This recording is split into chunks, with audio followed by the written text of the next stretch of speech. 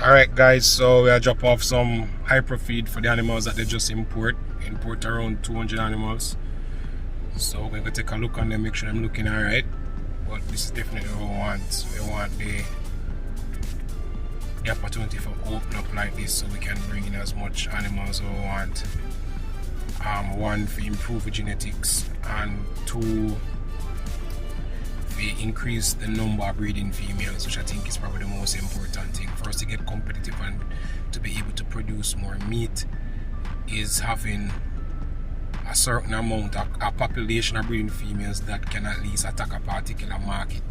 So we can say, hey, you know, the country of 10,000 breeding females is in the production of meat, and you know, we can say, alright, that will equate to 10,000, say 500 potential animals for harvesting, and we want all of them to weigh, you know, our meat wise, when we look at just the dress weight, you know, say even 50 pounds per animal. So we know we're looking at 60,000 pounds of meat, and we can know what gap that can fill. That's how we have to be looking at it, to drive that whole meat commercialization aspect.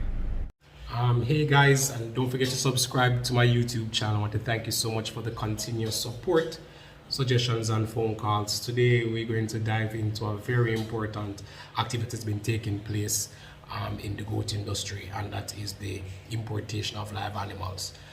We recently did a survey to build the lobbying case towards the government to show them that farmers are interested in bringing in small ruminants into the country. I'm sure a lot of you guys did participate in the survey. We got 123 responses, which I think is a pretty good number for the government to look into. So the questions were pretty simple. We looked at, you know, which animals you guys really wanted, and I can say that 78% of the farmers focused on goats. Then 23% was looking at both sheep and goats, and about 3% of the persons was interested in bringing in sheep into the island. The next question also looked at the selected breeds that they want. I can say from out of the 123 response, 105 persons were interested in the Boer goat, followed by 71 persons interested in Nubians, and we had small pockets of Kiko and San and Alpine, you know, about 20. You know, in that region, we're interested in bringing in the dairy animals, and I think that speaks to where the industry is going. We're looking more to genetics, looking more to meat, and less attention is being placed on dairy, which I think is a big problem. We also asked questions about the quantities. What is that you are willing to bring in? 68% was looking at between 1 to 5 animals. 24% was saying 6 to 10, and we had like 4% for the larger numbers, which was up to I think like 30 or so. When we look at the country of choice, 54% wanted both from Canada and the United States. However, USA was leading with 42% of the persons were interested in bringing animals from the US. So now into the meat of the matter. What's the cost like looking to import animal? We have had 2 successful shipments recently. Case did the first one, and then we have a private farmer who brought in around 200 animals. And we just want to look a breakdown so you guys can understand the process, and at the same time look at the cost and see what is feasible, or if it is feasible for you guys. First we have to go to the VSD, definitely, which is the Veterinary Service Division, and they'll provide you with that import permit. For animals, you have to do this both for live animals, semen or embryos, and that's roughly $5,000. It might increase to $7,000 by the time this is out. The next step for you is definitely to identify the farmer. Well, that could probably come first, you know, ID that farmer overseas that you're willing to interested in. And then if you look at the VSD importation requirement, he has to meet those standards. And the standards, there have been adjustment. Still a little bit tedious for us, but we have to follow the protocols because we have to protect our border. So I am really in support of the VSD putting in these strict measures before we can bring in these animals. So the cost of an animal, that can range. Probably the cheapest you'll find out there is 500 US, and then the price for top lines can really start 6,000 US, go as far as you name it. Recently at the auction we saw, I think the highest cost was 31,000 US dollars for a top line animal, which is pretty pricey. So the next step is definitely the vet cost for these animals, the testing. Remember, we have to make sure that the animals are free from disease. So you're looking at probably $100 per animal, and this test would have to be done 7 days and presented to the VSD 7 days before you ship off these animals. The tests include like a brucellosis test, tuberculosis, scrapie test. There's a whole list that is provided on the importation requirement. You also have to make sure the farm is under a scrapie-free certification program or have never experienced scrapie in 7 years. And all this have to come underneath the USDA. So the USDA is their vet. You have to get one of those vets from the USDA to conduct this process for you. Our next big cost that we have to look into is the transportation of these animals. But before that, we have to look at the quarantine period, and you have to pay for feeding these animals for the quarantine period, both on the farm and both at the airport, or where they're actually getting off these animals, and that can run you about $6 US each day just to feed them hay, grains, water, etc. So that internal transportation is something that you have to consider. And the further you are from the port, which is highly likely in Miami, one of those airports, or one of those places in Miami, easy to carry them down,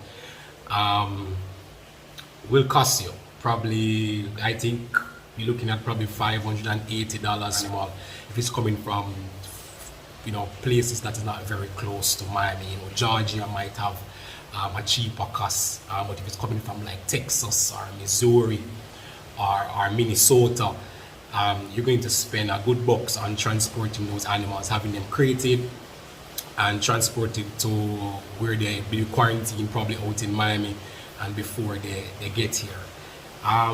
Then you have to look at the air freight, and the air freight is normally by the size of the crate and the weight. That again is a decent money, to be honest with you. You're looking, you might spend easily 5,000 US dollars if you're supposed to bring in a full crate, which might be between 18 to 24 animals, to have them shipped to the country.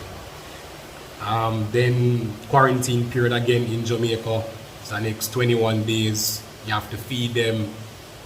You have to definitely pay for the labor to feed them, because you're not allowed on the quarantine station, so you're paying for the labor and the feed.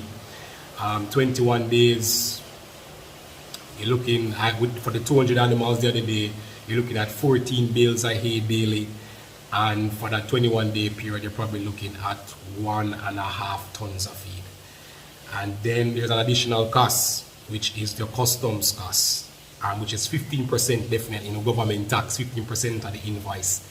That is where I think we can further lobby the government to see if we could have some waivers on this for the farmers. I think that is where our next step is before we try to group you guys and get some animals in. I think this is where the Small Wind Association should come in and lobby the government for some concession right there, or some waivers right there regarding that custom cost, just to make it a little bit cheaper. Because 15% of, say, 10,000 US is a pretty penny to add on to that cost, which you already have to factor in all these other costs that comes down with the importation of animals. So I really hope this video kind of give you a clear vision of what is required and help you with some costing to look at it. So probably the quickest thing I can say to you guys, that if you're supposed to bring in some animals, I would roughly put it to say it might cost you 3,000 US dollars per animal. When you factor in all these other costs, that's roughly, call it 400,000 Jamaican dollars. So it's a worthwhile investment, I believe, definitely, to improve our genetic landscape, improve your farm profitability and demand for these quality genetics from overseas, And I think the most important feature of the importation is for us to bring in breeding females. We have animals here, but I think we need a lot more breeding females for us to be able to tackle the meat market better. I am saying, 10,000 quality breeding females can only fill 1% of the meat demand. So just think about it. We need a lot of animals. So probably the competition to say we're trying to fill a particular gap for the meat might not be feasible now. It's more a long-term plan.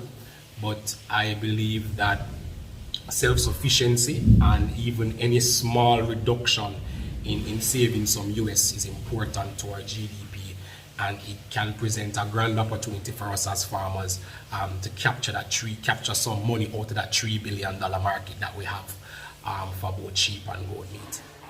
So, look out for the next video, guys, and thanks for the support all the time.